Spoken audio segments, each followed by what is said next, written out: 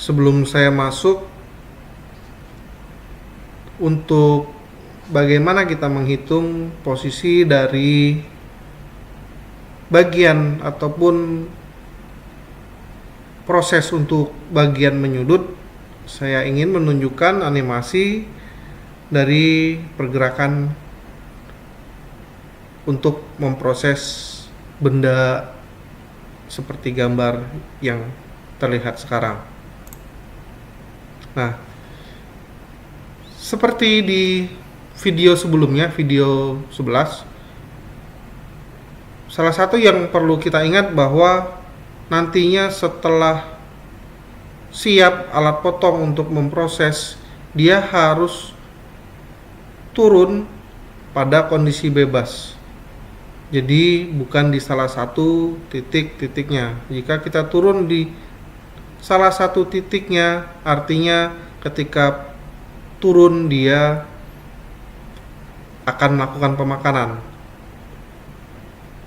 Proses seperti itu boleh dikatakan tidak cukup aman. Nah, akan kita lihat sekarang dari sebelah kiri sini, dekat dengan titik 1, dia nantinya akan melintasi titik 1 dan seterusnya. Akan saya jelaskan sembari dia bergerak. Oke. Yang pertama-tama dia akan melintasi titik 1, hanya melintasi menuju titik 2. Di titik 2 dia akan berbelok ke titik 3, titik 3 berbelok ke titik 4. Dari titik 4 akan berbelok ke titik 5, 5 berbelok ke titik 6, menuju titik 1. Tapi ingat, ini proses yang terakhir, maka dia harus berada pada posisi bebas kembali.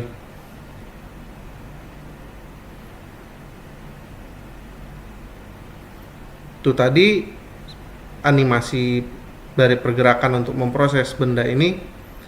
Sekarang saya ingin menjelaskan tentang bagaimana menghitung koordinat pada posisi menyudut seperti di bidang 2, 3, 5, dan 6. Akan saya contohkan salah satu titiknya, yaitu di titik 2. Untuk mengingat kembali, ini adalah gambar kerjanya. Bagian ini yang akan diproses. Yang tengah ini yang terbentuk. Dan posisi titik 0 berada tepat di tengah benda kerja. Sehingga kalau secara utuh saya bagi dari titik tengah ke kanan ini sebesar 40, ke kiri 40, ke atas 40, dan ke bawah juga 40. Jadi inilah gambar dari posisi pergerakan alat potong yang sudah ditampilkan pada animasi. Kita akan berfokus untuk menghitung koordinat pada titik ini, titik 2.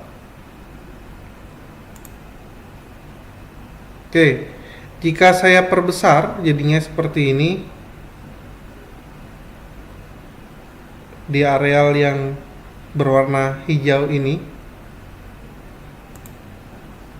Nah, jika saya tarik garis tegak lurus dari senter lingkaran tegak lurus terhadap garis perpanjangannya, besarnya ini kalau kita perhatikan adalah sebesar radius alat potong.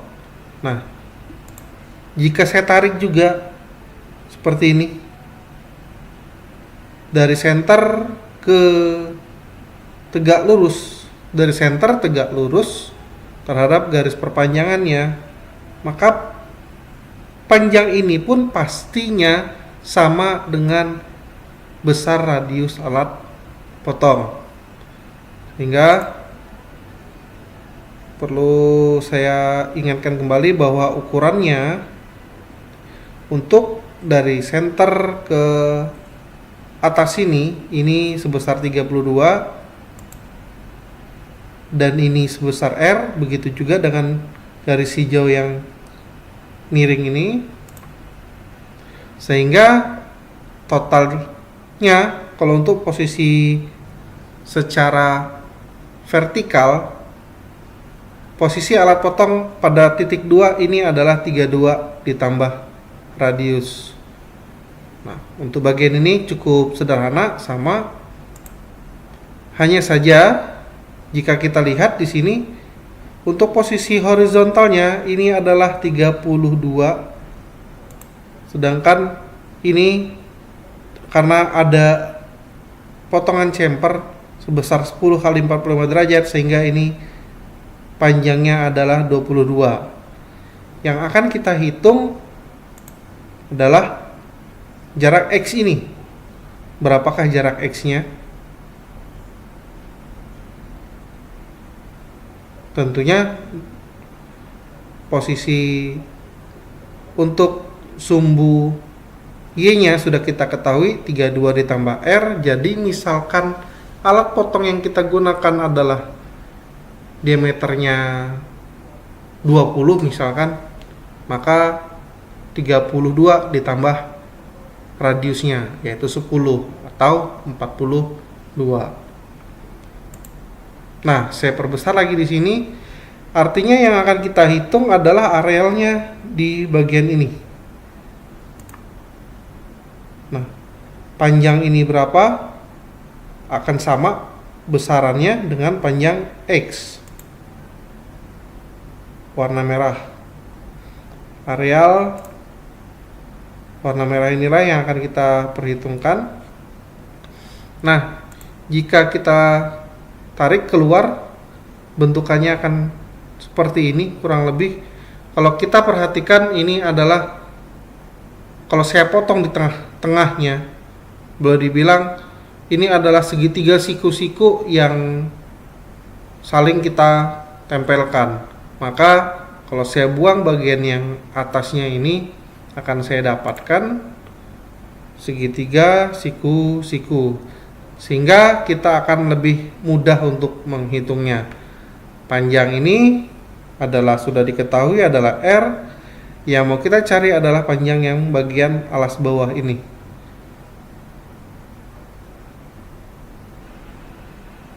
Selain itu, informasi yang dibutuhkan setelah kita ketahui bahwa panjang garis ini adalah R dan ini adalah X, itu saja tidak cukup informasinya, karena paling tidak harus ada dua ukuran.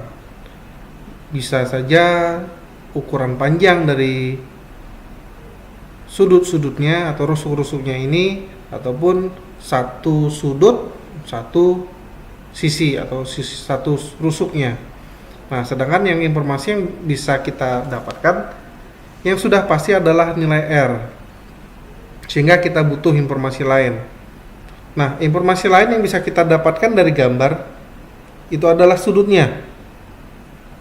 Kalau kita perhatikan bahwa di soal ini sudutnya adalah sebesar 45 derajat untuk bidang miringnya, sehingga kita bisa bandingkan ini bahwa ini adalah garis lurus. Kalau bidang lurus seperti ini atau garis lurus seperti ini, maka sudutnya adalah sebesar 180 derajat atau setengah lingkaran. Sehingga jika ini kita ketahui 45 derajat, kita dapat mengetahui sudut ini atau sisa dari ini. 180 derajat dikurangi 45 derajat, maka sudut ini adalah sebesar 135 derajat. Sehingga segitiga siku-siku yang sudah kita buatkan ini adalah setengah dari 135 derajat untuk sudut yang ini, yaitu sebesar 67,5 derajat. Sehingga dapat kita lakukan perhitungan bahwa Di sini adalah R, X, dan sudutnya 67,5 derajat dengan cutter 20 atau diameter 20, sehingga R-nya adalah 10 atau jari-jarinya. Dari informasi ini kita bisa menggunakan rumusan trigonometri karena keterkaitannya adalah bidang di depan sudut dan bidang di bawah sudut, atau ada yang menyebutnya di samping sudut. Maka rumusan yang dipakai yaitu rumusan tangen. Tangen 67,5 derajat sama dengan depan sudut itu adalah R, samping sudut atau di bawahnya sudut itu adalah X. Sehingga didapatkan X adalah sebesar 4,14 mm. Setelah dapat informasi ini, maka kita sudah mengetahui koordinat titik kedua, bahwa dengan cutter diameter 20 dan X-nya sudah kita dapatkan 4,14, sehingga untuk posisi titik 2 pada sumbu Y adalah 32 ditambah radiusnya, yaitu sebesar setengah dari 20, atau 32 ditambah 10 yaitu 42. Sedangkan untuk posisi X-nya dari titik pusat 22 ditambah X atau ditambah 4,14, sehingga hasilnya X adalah 4,14 ditambah 22 yaitu 26,14. Dan tentu saja posisi ini untuk titik 2 ada di kuadran 1, sehingga X-nya plus dan Y-nya juga plus. Akan berbeda halnya ketika kita menghitung pada titik 5 dan titik 6. Sekian tentang penentuan titik koordinat pada pemakanan menyudut.